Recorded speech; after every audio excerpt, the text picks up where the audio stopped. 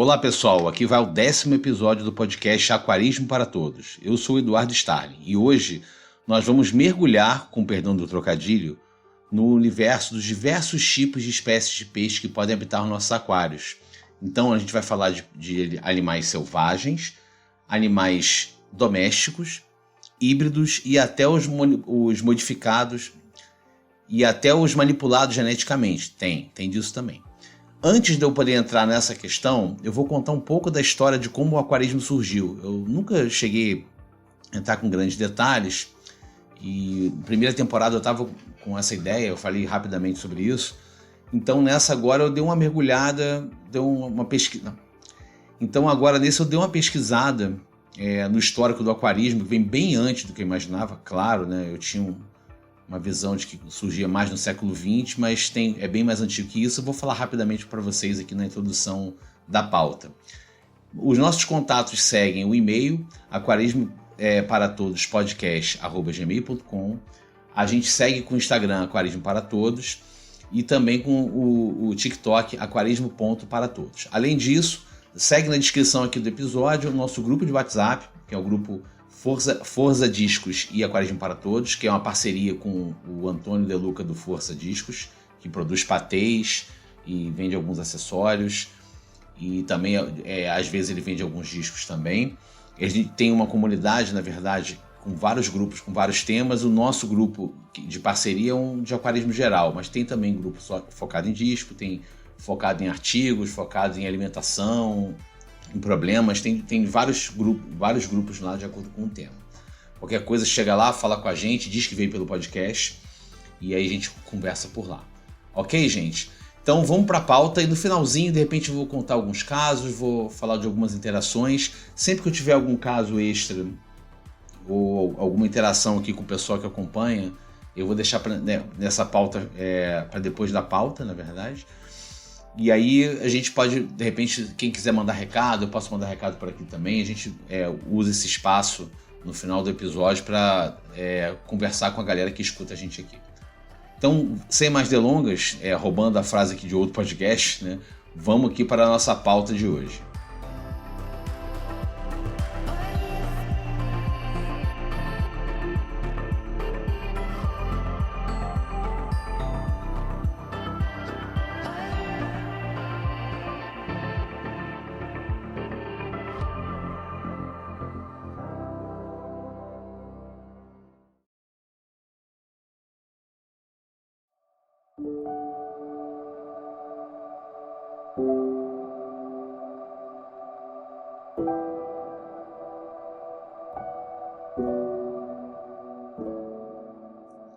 Então, antes de eu falar dos diversos tipos de peixe que a gente tem no aquário, eu vou contar uma história rápida, tentar ser rápido, ser sucinto, de como é que surgiu o aquarismo como um hobby para a humanidade.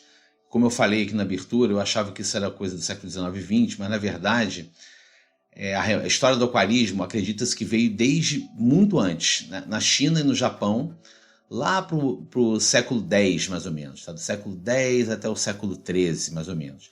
E aí faz sentido pensar que a gente tem vários ícones, imagens de criação de carpas muito bonitas. Isso realmente é muito antigo, vem da China e do Japão.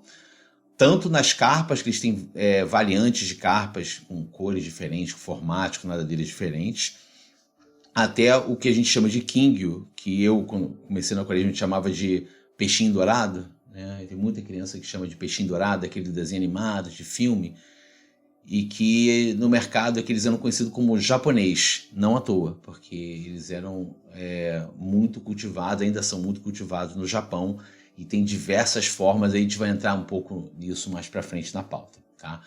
O aquarismo, como a gente conhece, começou a chegar na Europa por volta do século XVII, na América do Norte, ali, Estados Unidos, no século XVIII, e aqui no Brasil, no final do século XIX. Tá?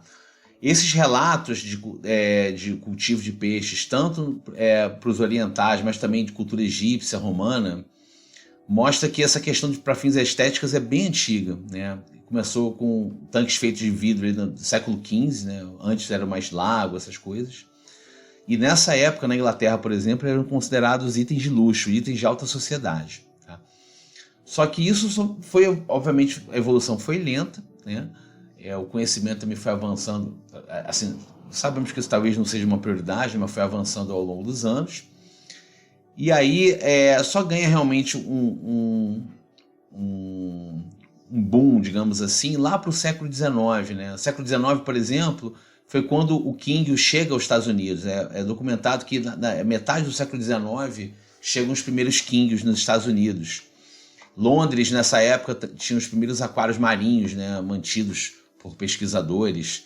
No Japão, o Kingo já tinha essa imagem de criar Kingo naqueles bowls, naqueles aquários redondos, que ficou popular, inclusive, na minha época de criança, era muito popular em desenho animado, em filme. Né? Isso vem desde o século XIX. E no início do século XX, final do XIX, início do século XX, começou a ter publicações de aquário, né? Aí que de 1876 surgiu uma revista chamada New York Aquarium Journal, né? Sobre aquarismo, né? E começou a ter a questão de bombas de ar, que a gente usa, até hoje se usa, em 1908 nos Estados Unidos, que isso deu uma grande impulsionada no hobby. E na metade do século XX começou a questão de colocar peixe em sacos plásticos e transportar por avião, que assim, facilitou muito a exportação de peixes. Aí nossos peixes aqui da Amazônia, do Pantanal, ganharam o mundo por conta disso. Né? Ali na década de 60 começaram a usar silicone para montar aquário só de vidro. Então a coisa vem crescendo muito no século XX. Assim, veio desde muito tempo, mas ali no século XX que ganhou um impulso grande. Né? E hoje estima-se que nos Estados Unidos os aquários estejam presentes em 13,3 milhões de casas, né? Aquários de água doce, e 700 mil aquários marinhos, no total de 180 milhões de peixes. Aí é uma conta aproximada. O Japão, apesar de ser um país pequeno, estima-se que os aquários sejam presentes em mais de 1 milhão de lares, enquanto que aqui no Brasil, com nossas dimensões continentais, em torno de 500 mil lares que possuem aquários. Eu acho pouco, dado o potencial que a gente tem aqui e a facilidade de se encontrar peixe, mas são coisas que a gente já vem debatendo ao longo do tempo. Né? Então, assim, só um breve histórico, né? Eu dei uma pincelada rápida, a ideia não é contar a história, mas eu fiz assim, essa introdução para que a gente pense junto aqui. E esses peixes que a gente cria, a gente está roubando eles da natureza? Os peixes que a gente compra são todos pegos na natureza, eles são criados. Como é que é isso? Né? No primeiro episódio, no Ter ou Não Ter Aquários, eu falei muito dessa questão, né? E aí eu falo muito de que eu adotei. Aí desculpa, se você não tiver ouvido, é o primeiro episódio de todos, né? A primeira temporada, tá? Ter ou Não Ter Aquários, eu falo dessas reflexões. Mas aqui, resgatando, no Água Doce tem muitos peixes que a gente chama de domésticos, né? Alguns são selvagens. Eu tinha um pouco de dificuldade de trazer peixe selvagem, até eu aceitar que para determinados peixes faz sentido, porque são peixes que você dá uma vida melhor em aquário, ou pelo menos você não prejudica, se você for um aquarista responsável pelo menos, e que a coleta desses peixes na natureza não compromete a população. Tem vários órgãos sérios que estudam isso. Eu já falei até num outro episódio, vou falar de novo. Tem um projeto Piaba, lá na Amazônia, que é de uma ONG internacional, que é justamente acompanhando famílias que vivem da coleta de peixe. Então, a coleta de peixe faz com que elas não vão para outra atividade, como, por exemplo, pecuária, desmatamento, mantém eles ali no rio. Eles são super cuidadosos e essa coleta não compromete a população, especialmente neons e alguns ciclídeos. Eu ia falar acará, mas acará, na verdade, significa peixe. Eu não sei em qual idioma, eu não sei se é tupi ou guarani, mas enfim. Aí, quem souber a resposta, manda para mim que eu comento no próximo episódio. Mas, então, os neons e alguns outros caracídeos, como rodóstomos, tem vários peixes que são coletados selvagens, né? Então, assim, ele é coletado muitas vezes diretamente e aí mandado para as lojas. Eu tinha um pouco de perturbação com isso, e aí foi um pouco do que eu falei nesse episódio Ter ou Não Ter Aquários, porque eu, por exemplo, eu vi as lojas recebendo uma quantidade enorme de neons, neon cardinal, né? Tem vários tipos de neon. Na época eu só tinha um neon cardinal, então era simplesmente neon. E eu, cara, tinha uma mortandade muito grande. Parecia que metade morria. Era uma coisa muito assustadora para mim. Eu, criança, vendo isso nas lojas. A quantidade de peixe que morria no aquário. E eu não sei até que ponto a forma de coleta, a forma de transporte tem impacto, né? O que eu sei hoje, você pegando de um lojista responsável, você pega de bons fornecedores e tem todo um manejo adequado desses peixes da natureza. E que peixes são esses que vêm da natureza, que eu digo que são coletados de forma responsável? O neon cardinal, principalmente, né? Porque o neon chamado neon verdadeiro, que é o Inese, ele já é criado em cativeiro, né? Mas o cardinal não, ele é coletado aqui na Amazônia. O neon cardinal é um peixe que você pode comprar sem medo, tranquilamente. O rodóstomos, que é um outro caracídeo muito popular, que os americanos chamam de rummy nose tetra, que é prateadinho com preto e branco no rabo e a cabeça vermelha, especialmente quando ele está bem aclimatado. Quando ele não está muito bem aclimatado, esse vermelho não aparece tanto. Algumas espécies de coridoras são coletadas, embora ele seja um peixe relativamente fácil de procriar, mas alguns são coletados na natureza. Discos, tem todo um mercado de discos selvagens e tem todo um cuidado que você precisa ter ao comprar um disco selvagem. Algumas espécies de bandeiras também são coletadas na natureza e várias espécies de loricarídeos, né, de cascudos. Vários deles são coletados na natureza, mas de forma responsável, tá? Embora, por exemplo, o ancistros seja um peixe que reproduz com facilidade no cativeiro. Então, acho que o maior cuidado é você comprar de lojista sério, né, que tem bons fornecedores, e no caso dos discos e das bandeiras, tem todo um protocolo de limpeza do peixe, porque na natureza eles têm muito contato com parasitas, vermes, até lombriga, igual a gente tem, sabe, tênis, aí não vou dar um nome técnico aqui, mas é cestoide, tem vários tipos de parasita. Tem os parasitas externos, que como dactilogiros, que fica pendurado nas guelras, é muito comum nos discos, né? Eu acho que bandeira também tem, mas é muito comum nos discos. E tem parasitas internos que tiram o apetite do peixe, debilitam o peixe e acabam dando algumas consequências mais graves, como a doença do buraco na cabeça. Tudo isso vem de parasita. Nos anos 80 e 90 era muito comum você comprar um peixe desse, ele já vir bem magro e muitas vezes não durar. A minha frustração com a criação de discos nessa época vem muito disso. Hoje eu sei que, cara, 90% dos discos que eu comprei já vieram bem debilitados por conta disso. Só que hoje você tem vários distribuidores, vários lojistas que têm o conhecimento desse manejo, de pegar o peixe, aclimatar, acostumar a pegar ração, porque o selvagem não nasceu sabendo comer flocos e esses bits que a gente dá para os peixes, né? Então tem todo um trabalho, tem um protocolo de desinfecção e aí de parasitas externos e internos que eles seguem, que já é um manejo mais avançado, não é uma coisa que eu vou falar por aqui, mas, por exemplo, lá no grupo lá do WhatsApp, a gente acaba discutindo isso também. Se alguém tiver interessado, entra lá no nosso grupo de WhatsApp. Mas tem todo esse trabalho para o peixe chegar bem saudável e você poder ter um peixe selvagem com qualidade no seu aquário. Os pequenininhos não passam muito por isso, então eles acabam, às vezes, trazendo parasitas para os grandes que você tem.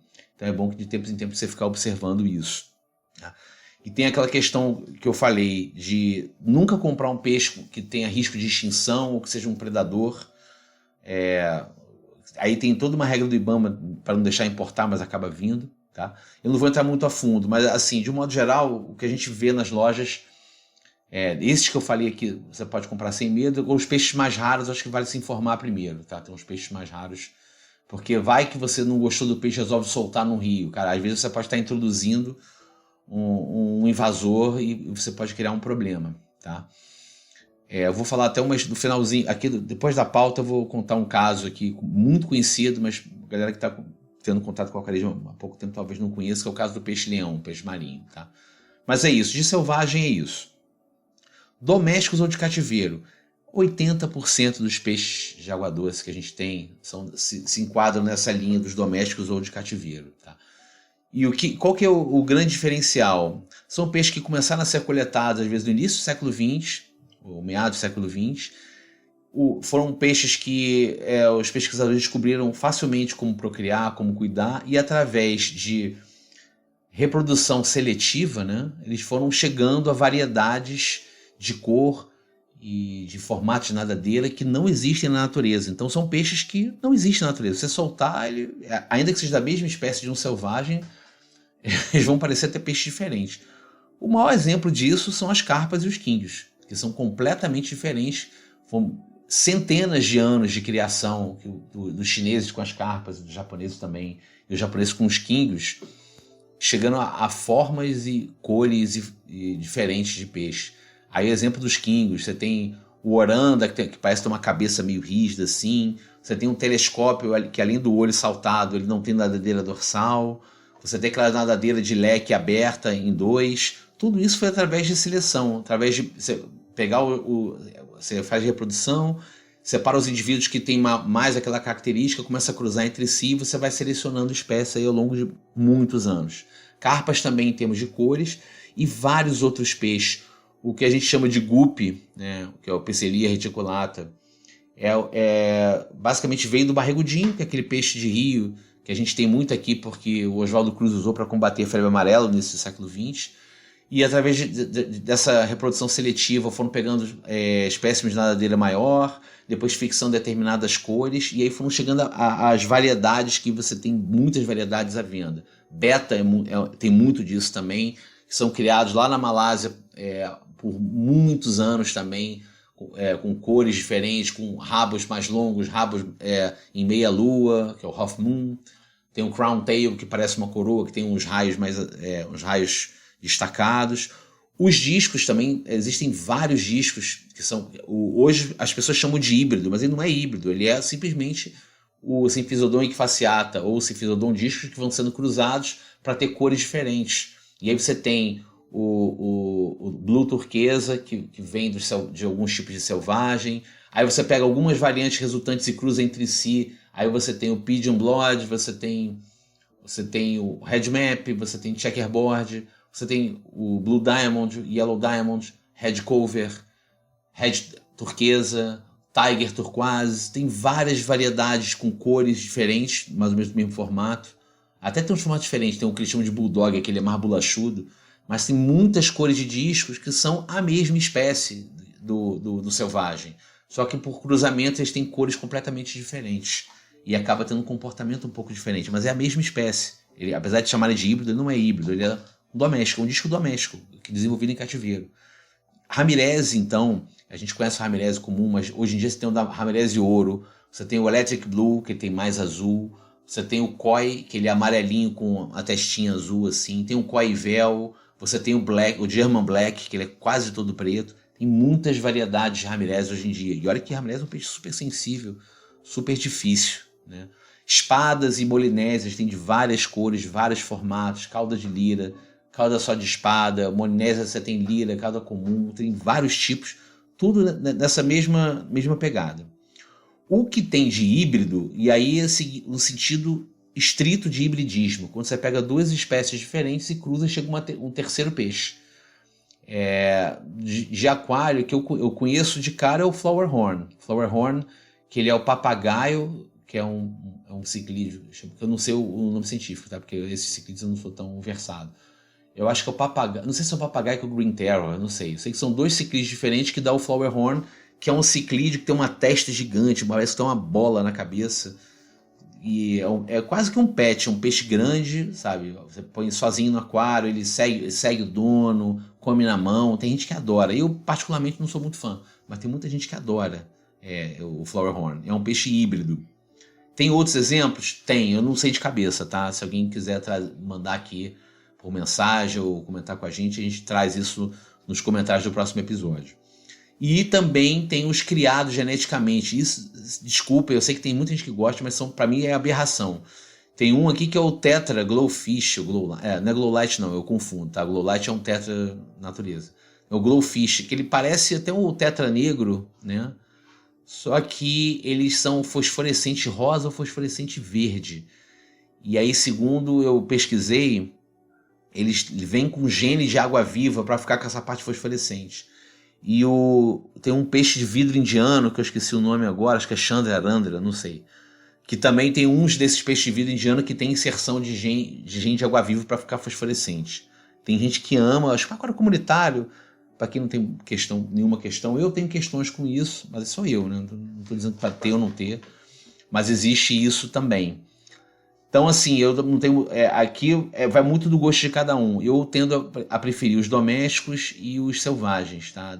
Assim, lógico, é de cada um. Tem gente que não tem selvagem de jeito nenhum porque acha que está roubando ele da natureza.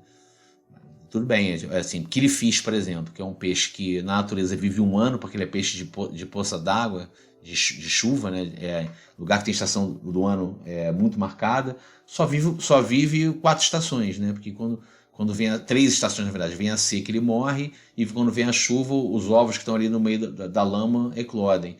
No aquário você pode ter ele por 2, 3 anos, enfim. Mas aí é de cada um também, tá? Basicamente, só trazer essas diferenças para vocês. E agora eu vou contar um caso interessante de como é perigoso você ter um peixe e você resolver soltar porque você não ficou muito satisfeito.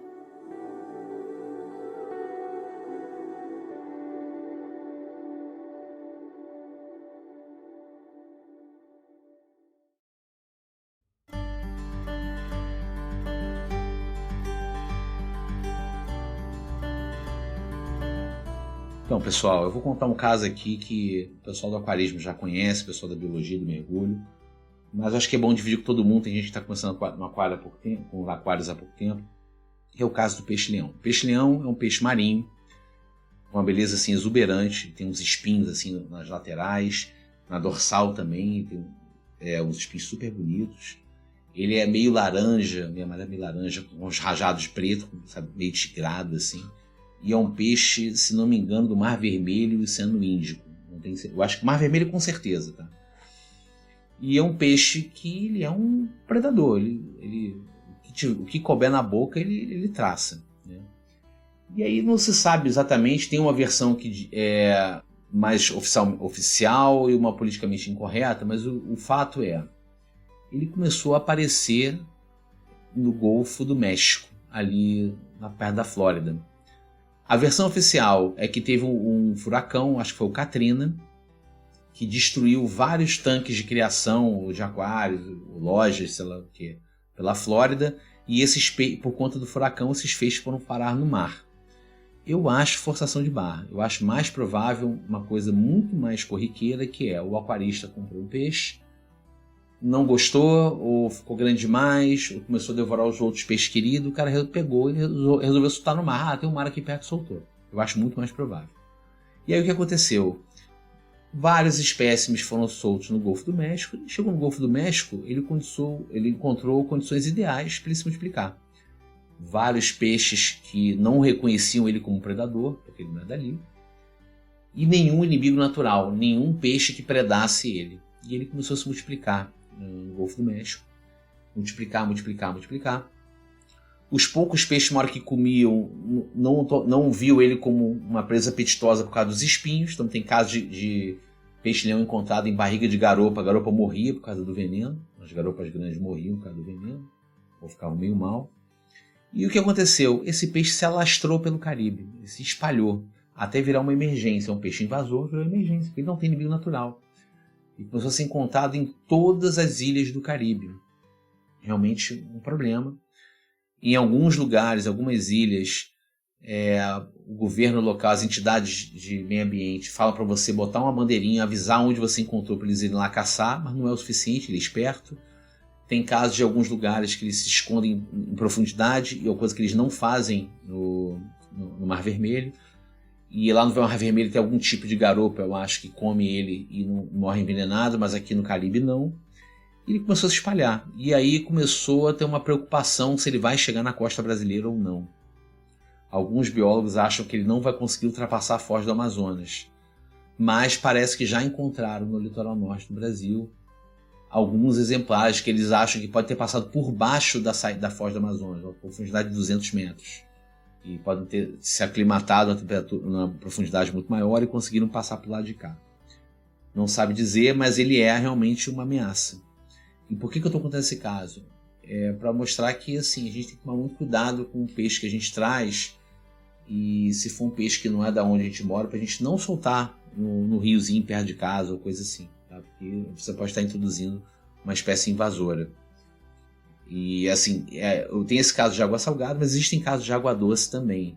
Tem um caso aí, eu não sei se é verdade ou não, eu vi quando eu fui ao Peru. Eu fui ao Peru em 2004, né, já vai fazer 20 anos, e eu fiquei impressionado com o tamanho do lago Titicaca, um lago imenso, que é o que divide o Peru da Bolívia. E o que me foi dito lá, que o lago Titicaca tinha todo um ecossistema de peixes diferentes, mas o europeu chegou, o europeu acha que pode fazer o que quiser, o europeu chegou e resolveu fazer criação de trutas no Titicaca. Resultado, as trutas devoraram os peixes, a maior parte dos peixes que tinham lá, só que não era a condição ideal para a truta, eles não conseguiram fazer criação de truta sustentável, acabou as trutas, ou seja, não tem nem truta nem o peixe original. Então não é um lago estéril, mas é um lago que tem muito pouca coisa por conta disso. Então assim, tem N casos por aí. Esse caso aqui, só para tomar cuidado, né? Você pega uma espécie de um outro lugar e solta no ambiente selvagem. Não tem muito a ver com a pauta, mas tem. Então achei legal trazer para vocês como uma curiosidade. Agora vamos para as considerações finais.